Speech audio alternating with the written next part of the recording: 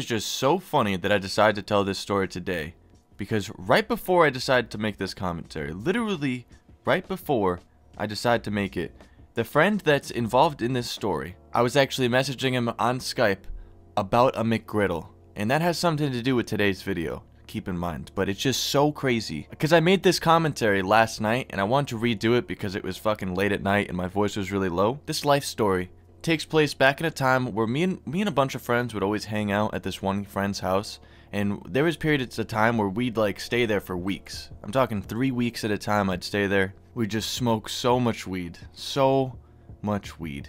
I've definitely told a lot of stories about this place on my YouTube channel. I almost burned my friend's room and probably his house down a couple times trying to make hash oil. We hotboxed it to the point where there was smoke actually going through the floorboards of the upstairs. There's been a lot of great memories that's happened here. But like I said, this was a period of time where we'd stay there for a while, and it was actually one night, and I remember it was really, really late. Like, it was probably 2 in the morning, and everybody was asleep except me and my good friend. There wasn't really anything to do, and I remember clearly that I had a 1/4 ounce of weed, and I was chilling on the computer. My other buddy was on his phone, playing some app on his phone. I forget what game it was, but it was some racing game. We used to go back and forth and be really competitive with this one app. I forgot what it was like, Uphill Racer or something like that. And I'm chilling there, playing pinball on the computer, which we were also very competitive. We actually had to delete the scoreboards because it caused such a conflict at one point, but it's besides the point. So like I said, everybody else is asleep, but it's just me and him talking, and I'm like,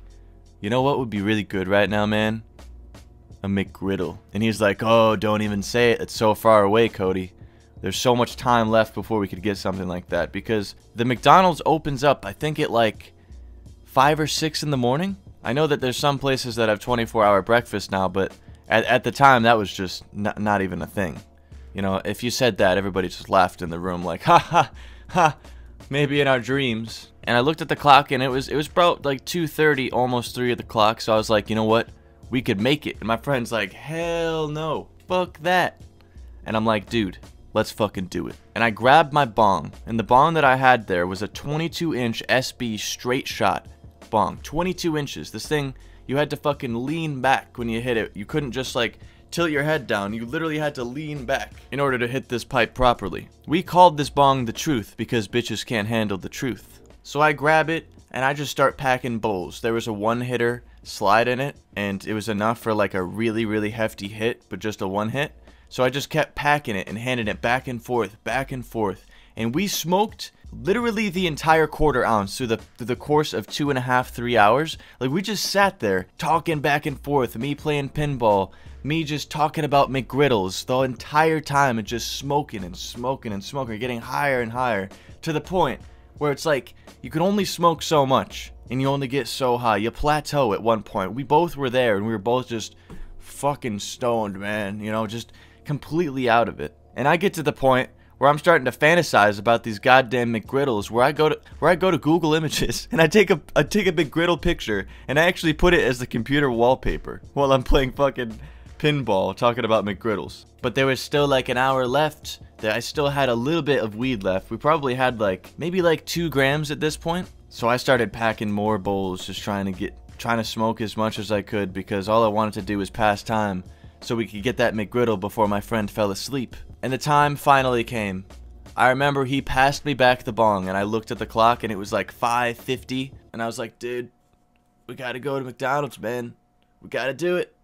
And he's like, it's too fucking late, man. It's too fucking late.